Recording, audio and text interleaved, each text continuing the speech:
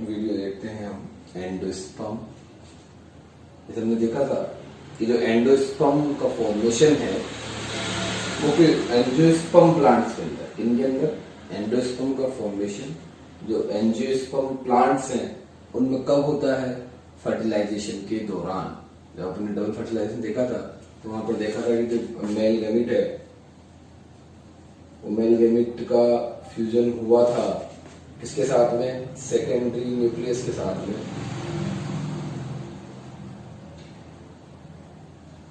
Secondary nucleus, तो male gamete का fusion हुआ सेकेंडरी न्यूक्लियस के साथ में, तो बना प्राइमरी एंडोस्पर्म न्यूक्लियस। और प्राइमरी एंडोस्पर्म न्यूक्लियस से बनता है एंडोस्पर्म। तो यहाँ तो फर्टिलाइजेशन के दौरान ही ये प्रोसेस जारी रहती है एंडोस्पर्म की, फर्टिलाइजेशन के दौरान ही एंडोस्पर्म बनता है।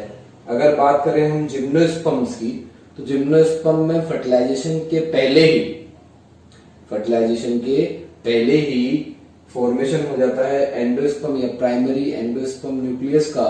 तो इस वजह से यहाँ पर तो जो स्ट्रक्चर बनती है पेन, प्राइमरी एंडोस्पर्म न्यूक्लियस, वो ट्रिप्लोइड होती है, क्योंकि ये डिप्लोइड है और ये हैप्लोइड है। और यहाँ पर एंजियोस्पर्म के अंदर फर्टिलाइजेशन के पहले ही बन जाता है।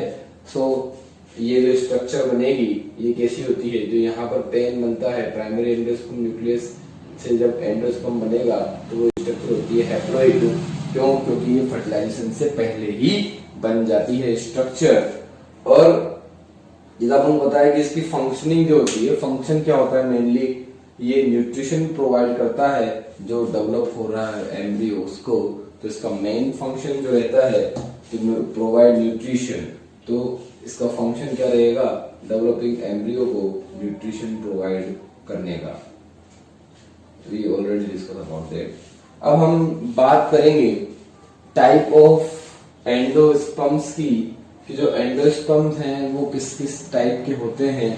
तो सबसे पहला टाइप अगर हम देखें तो यहाँ पर हम देखेंगे सबसे पहले टाइप में जो न्यूक्लियर एंडोस्पर्म है। कौन से एंडोस्पर्म? न्यूक्लियर एंडोस्पर्म जो हैं उनका फॉर्मेशन होता है प्राइमरी एंड उनमें जो न्यूक्लियर एंडोस्पर्म है वो कैसे बनेंगे कि जो प्राइमरी एंडोस्पर्म न्यूक्लियस है, ठीक है, वो किससे बनता है? फ्री न्यूक्लियर डिवीजन से। वहां पर न्यूक्लियस का डिवीजन तो होगा लेकिन सेल डिवाइड नहीं होगी, नो सेल डिवीजन।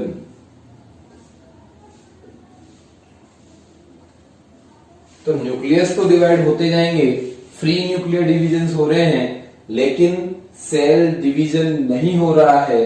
तो इस वजह से यहाँ पर हम देखते हैं कि सेल के अंदर, ये पूरी एक सेल है, तो यहाँ पर पेरिफेरल साइड में किनारों की तरफ तो फॉर्मेशन हो जाएगा किसका?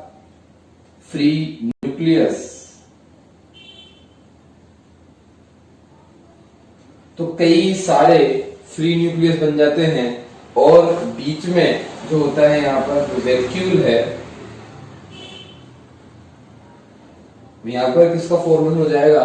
वैक्यूल का फॉर्मेशन हो जाता है इसके मिड वाले पोर्शन में। तो इस तरीके से हम देखते हैं कि यहाँ पर हम देखेंगे किनारों की तरफ जाके पेरिफेरल साइड में फ्री न्यूक्लियस इकट्ठे हो जाते हैं, जबकि बीच वाले पोर्शन में वैक्यूल अपना साइज बढ़ाएगा तो यहाँ पर एक स्पेस क्रिएट हो जाता है। तो इस तरह की स्ट्रक्चर हमको नॉर्मली हमने देखा है जो अपने जान पहचान में है, आसपास है। जैसे कोकोनट वाटर, ये कोकोनट वाटर किसका?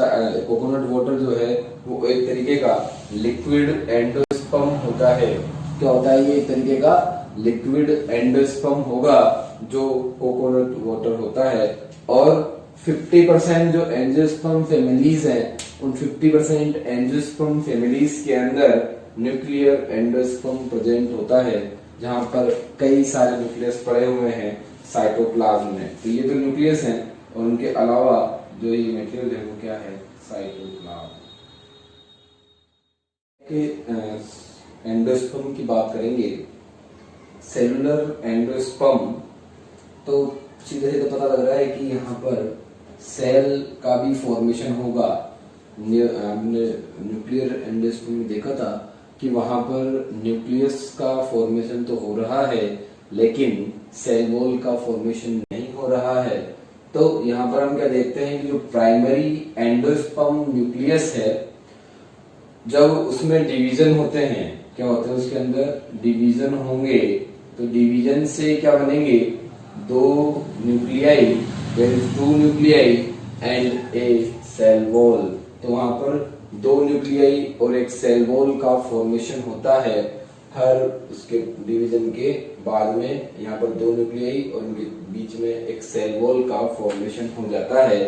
तो इस तरीके से हम देखते हैं कि जो फर्स्ट न्यूक्लियर डिवीजन से लेके लास्ट न्यूक्लियर डिवीजन तक यहाँ पर क्या होगा, सेलुलर रहेंगे। क्या रहेंगे, ये सेलुलर रहते हैं। और यहाँ पर हमेशा हर डिवीजन जब भी होगा उसके बाद में न्यूक्लियस के साथ में सेल वॉल का फॉर्मेशन भी होता रहेगा। तो इस वजह से ये हमेशा सेलुलर फॉर्म में बने रहेंगे। यहाँ पर होस्टोरिया स्ट्रक्चर भी डेवलप होती है। अगर हम बात करें इसके एग्जाम्पल की, तो जो क्लास गैमोपेटेली है, जो क्लास गैमोपेटेली है एंजियोस्पर्म की, उसमें वर्बेस्कम में ये स्ट्रक्चर इस तरीके का सेल जो है सेलुलर एंडोस्पर्म का फॉर्मेशन होता है। और साथ में जो कोकोनट है, कोकोनट का अंदर जो व्हाइट कर्नेकल होता है, अंदर वाला पार्ट, व्हाइट वाला पार्ट होता है, वो भी सेलुलर एंडोस्पर्म से मिलकर बना हुआ होता है। और अगर हम देखें हेलोबियल एंडोस्पर्म, तो हेलोबियल एंडोस्पर्म में क्या होगा, ये इंटरमीडिएट टाइप है। इंटरमीडिएट टाइप किस तरीके से हम बोल रहे हैं इसको, कि ये दोनों के ही कैरेक्टर शो करता है, सेलुलर एंडोस्पर्म के भी और न्यूक्लियर एंडोस्पर्म के भी, दोनों ही एंडोस्पर्म्स कैरेक्टर इसके अंदर प्रेजेंट होते हैं। जैसे हम बात करें कि जब प्राइमरी एंडोस्पर्म न्यूक्लियस में जब डिवीजन होता है, तो उसमें पहले बार डिवीजन में तो वॉल फॉर्मेशन होता है। और वॉल फॉर्मेशन होने के बाद में एक लार्ज सेल, एक बड़ी सेल फॉर्म होती है, इधर की तरफ माइक्रोपाइलर एंड की तरफ, और एक तरफ स्मॉल सेल का फॉर्मेशन होता है, किस तरफ, चेलेजल एंड की तरफ। और इस तरीके से हम देखते हैं कि एक बड़ी सेल बनती है माइक्रोपाइलर एंड की तरफ, और एक छोटी सेल बनती है चेलेजल एंड की तरफ। और जो माइक्रोपाइलर एंड की तरफ वाली सेल है, उस सेल के अंदर जो डिवीजन होते हैं, वहां पर डिवीजन होने के बाद में सेल वॉल का फॉर्मेशन होता है। तो इस वजह से उधर जो माइक्रोपाइलर एंड है, उधर बनेगा सेलुलर एंडोस्पर्म का फॉर्मेशन होगा माइक्रोपाइलर एंड की तरफ, जबकि जो चेलेजा वाला एंड है उस तरफ फ्री न्यूक्लियर डिवीजन होते हैं और वहां पर न्यूक्लियस का फॉर्मेशन हो जाता है, फ्री न्यूक्लियस यहाँ पर फॉर्म होंगे। तो इस तरीके से देखते हैं कि दोनों ही टाइप के यहाँ पर डिवीजन, उनको दोनों ही टाइप की जो एंडोस्पर्म है वो देखने को मिलते हैं। तो इसलिए इसे इंटरमीडिएट टाइप ऑफ एंडोस्पर्म बोलते हैं, या हेलोबियल एंडोस्पर्म तो इसे इसलिए बोलते हैं क्योंकि ये मेनली किसमें पाया जाता है, helobial order of monocot plant. तो जो मोनोकोटिलेडोनस प्लांट है उनके हेलोबियल ऑर्डर में इस तरीके का एंडोस्पर्म प्रेजेंट होता है। अगर हम देखते हैं बच्चों फंक्शन ऑफ एंडोस्पर्म, तो जो एंडोस्पर्म्स के फंक्शंस की बात करेंगे, मेनली 2-3 फंक्शन अपन देख रहे हैं, 2 और 3 फंक्शंस। तो पहले फंक्शन की अगर बात करें, जो एंडोस्पर्म सेल है वो एंडोस्पर्म सेल स्टोर करती है अपने अंदर कार्बोहाइड्रेट, फैट्स और प्रोटीन्स का। इसका स्टोरेज करती है ये कार्बोहाइड्रेट, फैट्स एंड प्रोटीन्स का। और ये जो कार्बोहाइड्रेट, फैट और प्रोटीन्स हैं, ये न्यूट्रिशन प्रोवाइड करती हैं किसे, डेवलपिंग एम्ब्रियो को। क्या करती हैं ये, डेवलपिंग एम्ब्रियो को न्यूट्रिशन प्रोवाइड करने का काम किसका होगा, जो ये इसके अंदर कार्बोहाइड्रेट, फैट एंड प्रोटीन्स हैं। तो जब एम्ब्रियो का डेवलपमेंट हो रहा होगा तो उस दौरान ही इनको न्यूट्रिशन प्रोवाइड करते हैं, आपको पता है। होस्टोरिया, जिसकी भी बात करी थी अपन ने, कि जो होस्टोरिया है जो कहाँ मिलता है, सेलुलर एंडोस्पर्म्स के अंदर। ये एंडोस्पर्म से फूड एब्जॉर्ब करके और उसको पहुंचाएगा कहाँ पर, सीड के अंदर, उसको पहुंचाएगा कहाँ पर, एम्ब्रियो के अंदर पहुंचाता है। तो एंडोस्पर्म से फूड को एब्जॉर्ब करके जो डेवलपिंग एम्ब्रियो है वहां तक पहुंचाने का काम किसका होता है, ऑस्ट्रोरिया का। और अपन ने कहाँ देखा था, सेलुलर एंडोस्पर्म के अंदर ये मिलता है। फिर उसके बाद अगर बात करें कि जो एंडोस्पर्मिक सीड्स हैं, जिनके अंदर जिन सीड्स के अंदर एंडोस्पर्म प्रेजेंट होते हैं, उन एंडोस्पर्मिक सीड के अंदर जो एंडोस्पर्म है, कहाँ पर बात कर रहे हैं हम, यहाँ पर सीड्स की बात हो रही है यहाँ पर।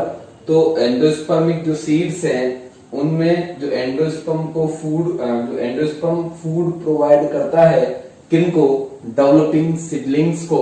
जब सीड डेवलप हो रहे होते हैं तो उनको न्यूट्रिशन प्रोवाइड करने का काम किनका होता है, एंडोस्पर्मिक सीड्स के अंदर एंडोस्पर्म्स का। तो यहाँ पर एंडोस्पर्मिक सीड्स में एंडोस्पर्म प्रेजेंट